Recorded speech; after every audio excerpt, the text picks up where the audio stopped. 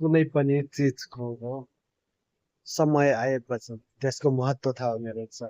I have been working in this restaurant as a waiter since 2 years, but I had not realized till now. I realized yesterday. What happened?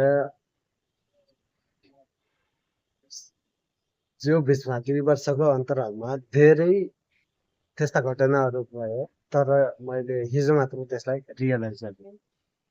हिजो मात्र मलाई realise भयो कि यस्तो हुँदो रहेछ भनेर।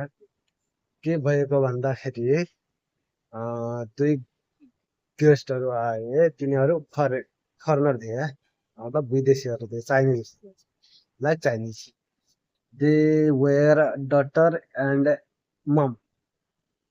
एन्ड देन के भयो भन्दाखेरि मैले तिनीहरूलाई टेबलमा बसालेँ। त्यसपछि ग्लास दिएँ, त्यहाँ सेटअप लगाइदिएँ। त्यसपछि मेनु कार्ड दिएँ। मेनु कार्ड दिएपछि त्यसले भन्छ एनदर मेनु भन्छ। इट्स ओके भने अनि अर्को मेनु दिएँ। अनि ऊ बोलाउँछ अर्डरको लागि। त्यसलाई मेनु सेनु देख्यो तिनजनाले, अनि अर्डरको लागि बोलाउँछ। अब इङ्ग्लिसमा बोल्छ, हामीलाई इङ्ग्लिस आउँदैन। आउँछ थोरै थोरै, अब प्र्याक्टिस होइन। प्र्याक्टिस नभएर त्यति हामीलाई आउँदैन। अनि त्यसले त्यो बोल्छ इङ्ग्लिसमा। मलाई त फेरि पसिना पसिना भइगयो। जसो तसो लिएँ अर्डर। अनि अर्डर लिइसकेपछि त्यसले सर्भ गरे। त्यसपछि थोरै खाना बचायो। त्यसले भन्थ्यो टेक अवे भन्छ त्यसले। अनि मैले भने इट्स ओके भने। म गएको थिएँ त्यो पार्सल गर्न। तिनीहरू उठेर गए के। त्यसपछि बाहिरसम्म गएँ म त्यसलाई हेर्न, बाहिर पनि मिलेन। त्यसपछि त्यो खाना ल्याएर आयो। अनि त्यसपछि after that some time later I realise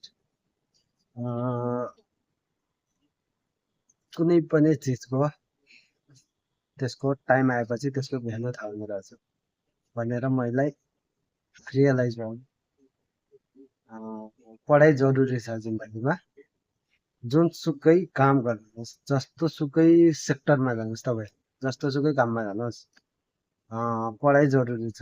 सबभन्दा पहिला कुनै पनि जब गर्न गयो भने तपाईँलाई पढाइ सोध्छ। पढ्न लेख्न आउँछ कि नै भनेर सोध्छ। त्यसपछि भनेपछि ठिक छ भन्छ राख्छ। नपढेको मान्छेले के काम पनि छैन। मतलब आफूले अक्षर चिन्न जान्नु पर्यो। त्यति भए